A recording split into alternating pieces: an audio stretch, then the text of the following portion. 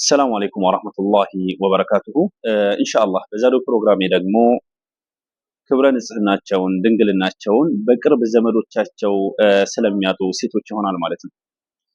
ከዚህ በፊት ያጋጠመኝ አንድ እህት ክብረ ንጽህናዋ የተወሰደው በቅርብ ዘመዷ ባጎቷ ልጅ ነው።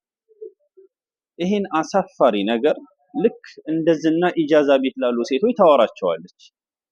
እኔ እኮ ድንግልናዬን የወሰደው ያጎቴ ልጅ ነው። አግብታለች እኮ ልጅ እኮ አግብታለች፣ አሁንም እወደዋለሁ ትላለች። ሐታ አግብታ እንኳን ትጻጻፈዋለች ማለት ነው። እንደዚሁ ደግሞ ሌላኛዋ ባለ ታሪክ እንደዚሁ ባጎቷ ልጅችም ክብረ ንጽህናዋን አጥታለች። ግን እችኛዋ በመጸጸት ስሜት ነው።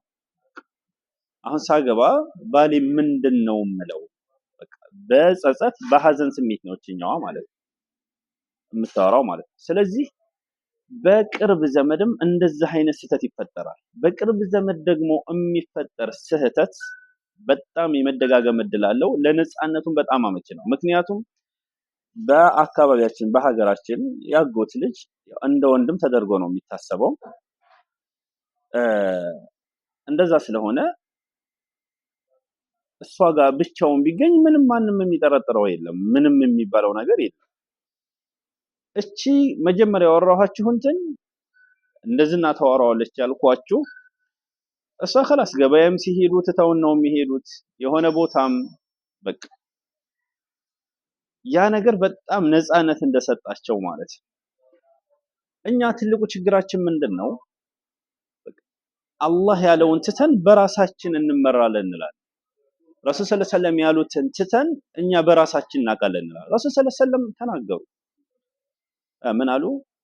ኢያኩም ወድኹል ዐለ ኒሳ፣ በሴቶች ላይ መግባትን አደራችሁን፣ ሴቶች ብቻቸውን ሆነው እንዳትገቡ፣ ማለትም መህረም ማትሆኗቸውን ሴቶች ማለት ነው። ወይም ደግሞ በተዘዋዋሪ ማግባት የሚችሏቸው ማግባት የተፈቀደላቸው ሴቶች ጋር እንዳትገቡ ይላሉ። እንደዛ ሲሉ فقال رجل من الانصار ከአንሷር የሆነ ሰው ምን አለ? ያ ረሱላህ አንተ ያላህ መልእክተኛ አፈርአይተ አልሐሙ አለ፣ የወንድሜ ሚስትስ ብትሆን ቃል ያላህ መልእክተኛ ምን አሉት? አልሐሙል መውት አሉት። የወንድምህ ሚስትማ እሷ ላይ ይሄማ ሞት ነው አሉት። ለምን? ቅርብ ስለሆነ። በቃ ስህተትም አንዴ ከተጀመረ መደጋገም ስለሚችል፣ ነፃነት ስለሚኖረው፣ ሰዎችም ስለማይጠረጥሩት፣ ስለዚህ ይሄ ሞት ነው አሉት ረሱል ሰለላሁ ዐለይሂ ወሰለም። ይሄ በዘመድ ላይ በአጎት ልጅ በአክስት ልጅ ላይ እንደዚህ አይነት ስህተቶች ከተጀመሩ በጣም የመደጋገም እንትን አላቸው። ያለምንም መሸማቀቅ ሰውም እህቱ ናት ምናምን ስለሚባል በአካባቢያችን በነፃነት ይሄን ነገር ያደርጉታል። ይሄን ወንጀል ውስጥ በነፃነት ይጨማለቃሉ ማለት ነው። ስለዚህ በቃ ይሄ ነገር በሸሪዓ የተከለከለ ነው። ረሱል ሰለላሁ ዐለይሂ ወሰለም ነግረውናል። ከአላህ የበለጠ እውነትን የሚናገር አለ እንዴ? ወመን አስደቁ ሚነላሂ ሐዲሳ፣ ከአላህ የበለጠ እውነትን የሚናገር አለ? ወኹሊቀል ኢንሳኑ ضعيفا ይላል አላህ። የሰው ልጅ ደካማ ተደርጎ ነው የተፈጠረው። ደካማ ነው የሰው ልጅ። ድክመታችንን አላህ ያውቃል። እኛ ራሳችንን ከፈጠረን አላህ የበለጠ እናውቀዋለን እንዴ?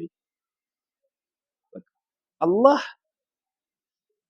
በቃ እነሱ ጋር መጨባበጥ፣ እነሱ ጋር ሰላም መባባል የተፈቀደልንን ነግሮናል። እነዛ እነማን ናቸው? እነሱን ማግባት ያልተፈቀደልን ማለት ነው። حرمت عليكم امهاتكم وبناتكم واخواتكم وعماتكم وخالاتكم እያለ ዘርዝሮልናል። እነዚህን ሰዎች ማግባት የማንችላቸው ማለት ነው። እኛ ለነሱ መህረም የምንሆናቸው ማለት ነው። እዛ ውስጥ ያጎት ልጅ አክስት ልጅ የሚባል ነገር የለም።